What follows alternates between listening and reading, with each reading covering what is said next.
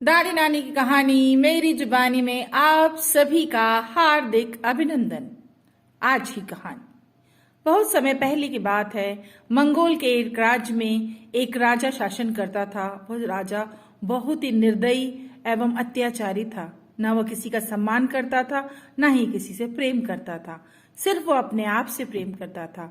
अमीर और गरीब सब राजा से डरते थे, लेकिन केवल एक ऐसी चीज थी जिससे राजा डरता था, और वह था वृद्धा अवस्था, अर्थात बुढ़ापे से राजा डरता था। वह सारा दिन स्वयं को शीशे में देखता रहता। अगर उसे कोई सफेद बाल भी नजर आ जाता तो उसे वह रंग देता। उसे एक भी अपने चेहरे पर झुर्री सी दिखाई देती तो वह उसे सीधा करने का प्रयास करता, उसके लिए तरह तरह के जतन करता रहता।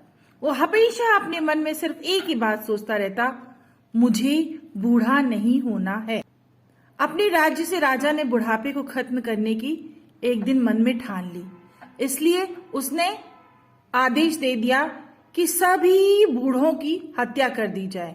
जो कोई भी बूढ़ा है जिसके सिर पे एक आध बाल भी सफेद, थोड़ी बहुत झुर्रियां आ गई हैं, उन सभी को मार दिया जाए। राज्य के हर हिस्से से महिलाएं, बच्चे, युवा आए और अलग अलग उपहार लेके आए और सिर्फ एक ही प्रार्थना करने आए कि उन्हें अपने बुजुर्गों को नहीं मारना है, तो कृपया वह उन्हें ना मारे। आखिरकार राजा सभी शिकायतों और विलाप को सुनकर बहुत ही ज्यादा तंग गया। उसने अपने दूतों को बुलाया और आज्ञा दी कि वे सारे शहरों और गांव में जाएं और एक मुनादी कर दें। दूत अपने घोड़ों पर सवार होकर सारी दिशाओं में निकल गए। चौराहों और चौक में अपने भोपू लेकर वह चिल्लाने लगे, सुनो सुनो सुनो और ध्यान दो।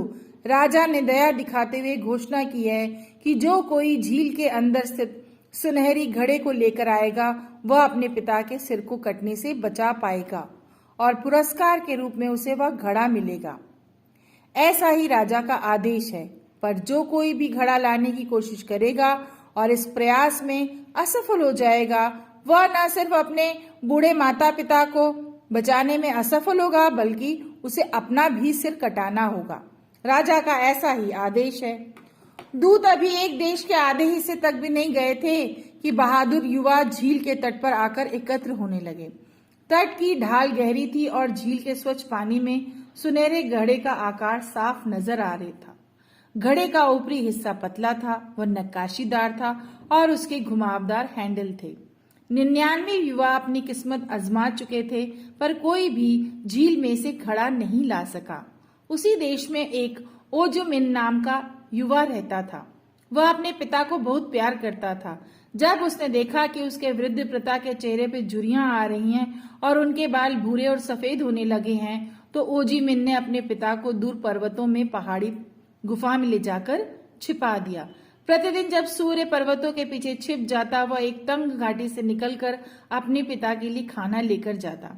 एक दिन वह अपने पिता के पास बैठा था। उसे उदास देखकर पिता ने पूछा, तुम्हें क्या बात परेशान कर रही है?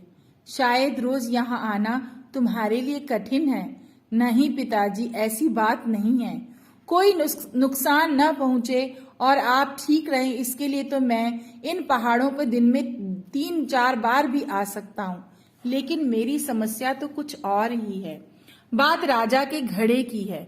मैं उसके बारे में सारे समय सोचता रहता हूँ, पर एक बात मुझे समझ में नहीं आ रही कि ऐसा क्यों होता है कि जब हम तट पर खड़े होते हैं और पानी में देखते हैं, घड़ा एकदम साफ दिखाई देता है।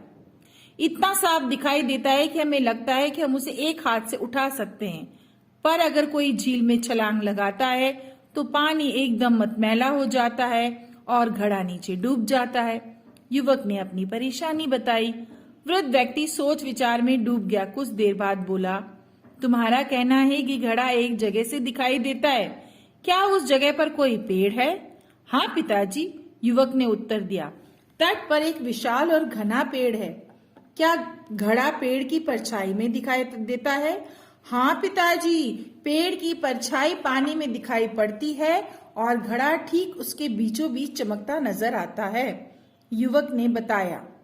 अगर ऐसी बात है तो मेरी बात ध्यान से सुनो। उस पेड़ पर चढ़ जाओ और तुम्हें उसकी शाखाओं में राजा का सुनहरी घड़ा मिल जाएगा। पानी में दिखने वाला घड़ा मात्र एक परछाई है।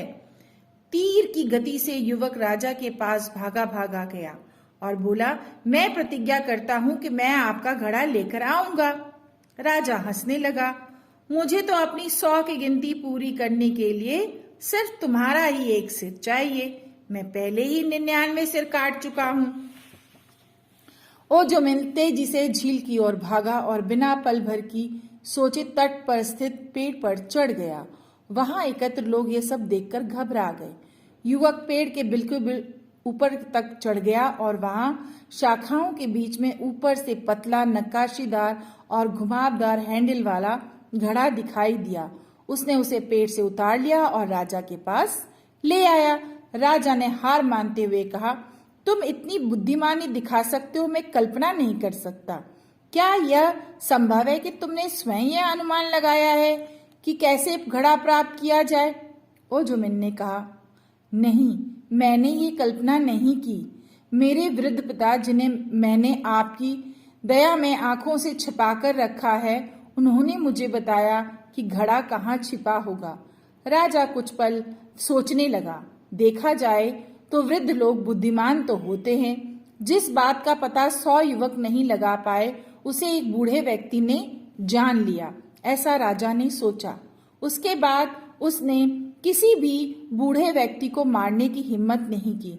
उसने सोचा कि अगर मुझे अपना देश बढ़ाना है, देश के लोगों को सुख समृद्धि देनी है, तो मुझे अपने देश में जवान हो, बच्चे हो, बूढ़े, सभी को समान रूप से देखना होगा। और फिर उसके बाद से वह राजा सभी लोगों का सम्मान करने लगा और उसने बूढ़ों को मारने वाली अपनी मुनादी वापस ले ली और यहाँ से फिर वहां के राज्य सुखी संपन्न होकर रहने लगे। बिल्कुल सही भी है कि हम ऐसा सोचते हैं कि जो है सब कुछ युवा ही कर सकते हैं। ऐसा नहीं है। जो लोग अपने समय से बूढ़े हो गए हैं, वो एक प्रकृति का नियम है कि हमें उस अवस्था में पहुंचना है। तो हमें हमेशा अपने आसपास जो लोग भी वृद्ध हैं, उनका सम्मान करना चाहिए।